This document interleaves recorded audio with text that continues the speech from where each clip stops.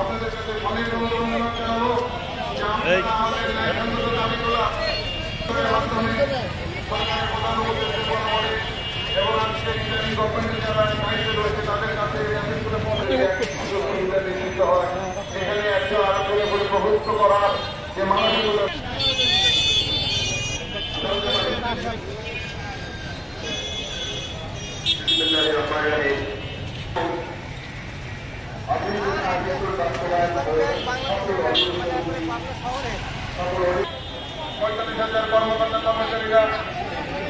তাদের সঠিক রিডিং দেয় না। এই সমস্ত গুণগত মানহীন মানুষের জন্য মাঠে ঘাটে দৌড়ায় বেড়াইতে হয়। আজকে যদি আমরা আমাদের মানসম্মত এই বিদ্যুৎ সুবিধা নিশ্চিত করার জন্য কাজ করে থাকি, তাদের পরিশ্রম অনেকাংশে কমে যেত।